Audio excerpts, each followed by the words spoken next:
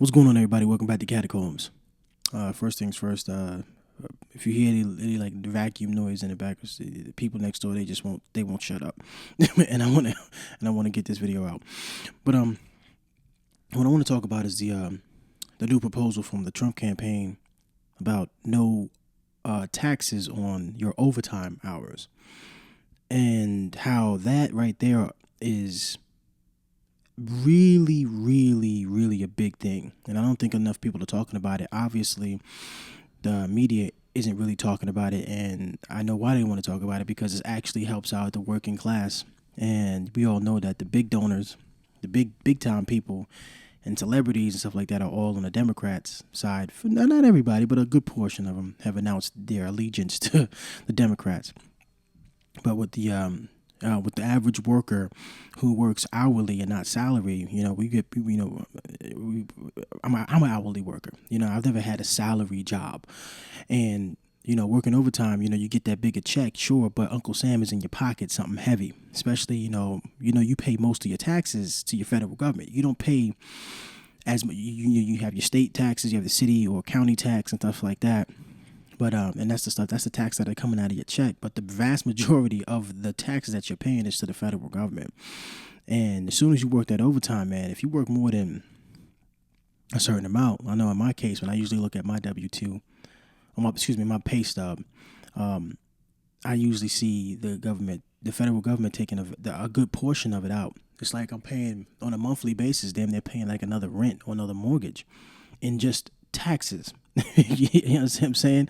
And the federal tax is more than your state tax, it's more than your city or county tax, it's more than your social security tax. All of those taxes that I just named, they were equal to or wouldn't be as much as the federal taxes. And federal taxes is crazy. Now, when it comes to overtime, after a certain amount, you're pretty much working for Uncle Sam at that point. It's like no point in doing no more than 5 or 6 hours overtime, because after that, it's like, what's the point? And I've seen that. I've had checks where it was over 120 hours, and I'm like, yo, this is a nice check, but goddamn, $1,100 just went to taxes, and sometimes more than that. It's like, yo, what the hell?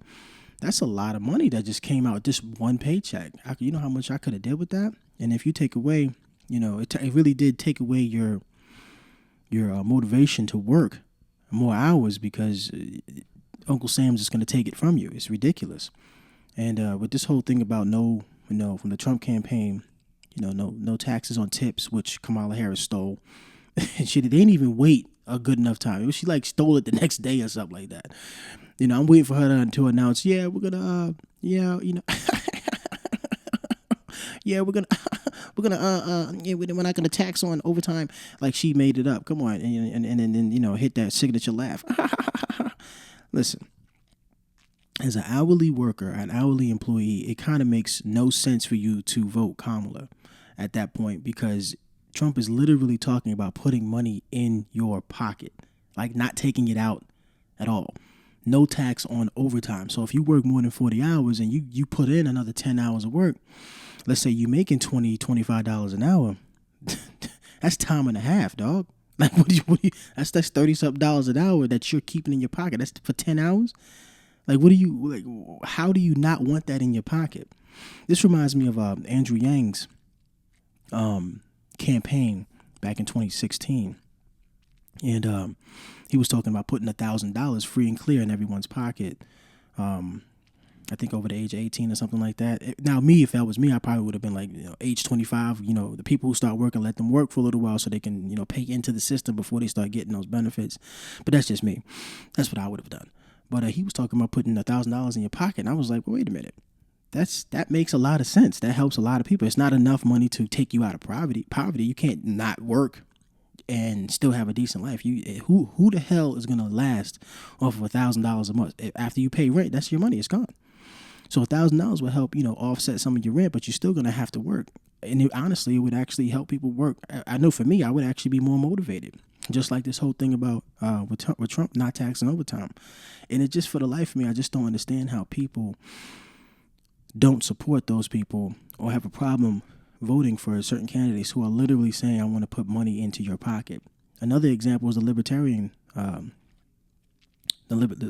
Party, where they had they were trying to get the governorship in Georgia, and it amazed me that here we have a candidate who's trying to be a state governor, and he's trying to eliminate your taxes, and the people still vote either for a Republican or a Democrat. But here you have a person that's literally trying to get rid of a good portion. He may not be able to get rid of all of your taxes, because there are some uses for taxes that absolutely make sense.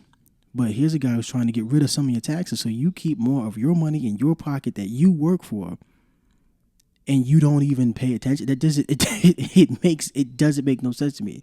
So that's a classic case of people voting against their interests, I would say. But this whole Trump not taxing your overtime pay or your overtime hours is absolutely a great idea. It'll definitely help the middle class out for sure. I'm not really fond of Kamala's trying to tax.